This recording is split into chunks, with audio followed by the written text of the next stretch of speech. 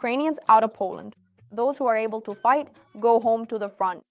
All young people capable of fighting, Ukrainians should be in Ukraine and serve their homeland there. This has happened before, but now it's serious. This was stated by the Polish Minister of Defense, the person who commands the Polish army. And now many Ukrainians in Poland are worried about one thing: should they flee Poland now? Will these statements really lead to deportations, or are they just loud declarations to boost election ratings?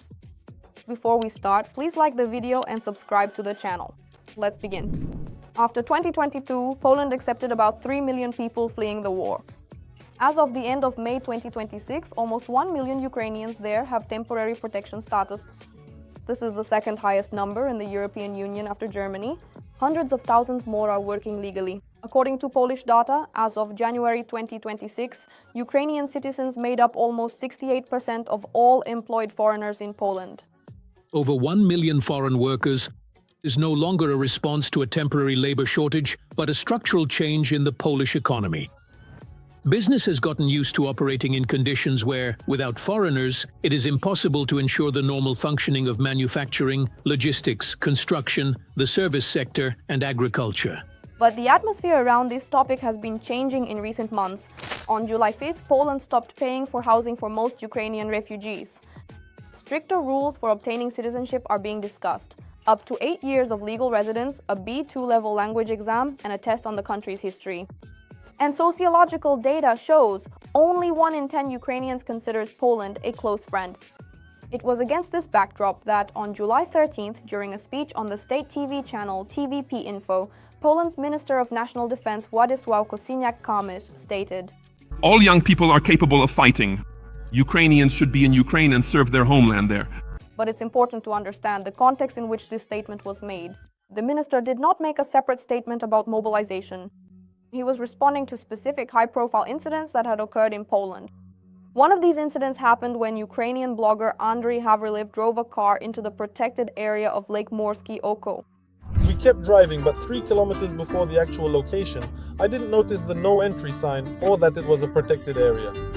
When we arrived at the Oko, the locals were shocked and said that in all their years working there, they had never once seen anyone drive up here by car. In short, driving here by car is not exactly legal. I thought, since we're already here, we should take a photo.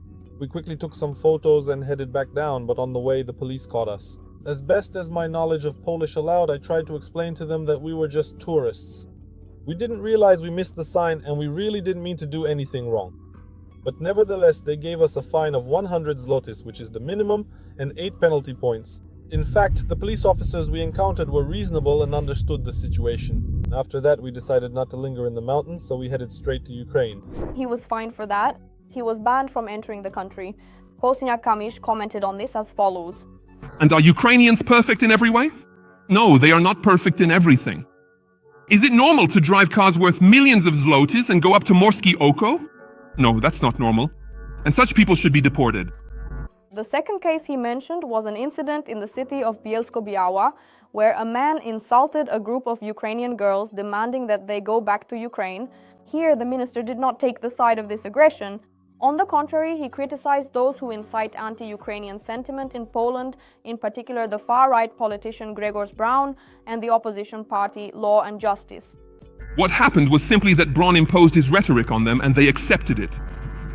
And what can be done if children are attacked on the streets and in schools because of their nationality? Children whose parents work in Polish companies, children whose parents often fled from the war, mothers who fled the war to find refuge here. Look at the state we've reached today, that a nation which deserves the Nobel Peace Prize, Poland, the Polish people, for their open hearts and the doors of their homes, accepted 3 million refugees without refugee camps. And today, this fanaticism that has erupted in Braun has turned into something truly very dangerous. So the entire statement is both a criticism of radicals within Poland and at the same time a clear signal. Men of conscription age, capable of fighting, should remain in Ukraine. Both parts of this statement were delivered in a single speech, and that is precisely why the reaction to it was so varied. Some heard support for Ukrainians in his words, while others heard a harsh call to return to the front.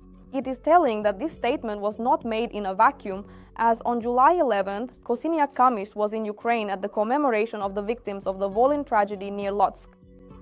I come here before the eternity of past generations, before all those who lived here and lost their lives that night in the church at the family table.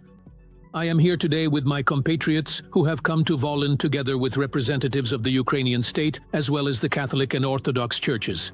Because this is a day when we must speak not only about the past, but even more about the future. What does a good future need? It needs truth. It needs remembrance. And the very topic of the return of men of conscription age is now being discussed not only in Poland. On June 26th, the European Commission published a proposal to extend the directive on temporary protection for Ukrainians until March 4th, 2028, but with an important exception. The mechanism will not apply to new conscripts who left Ukraine to evade military service.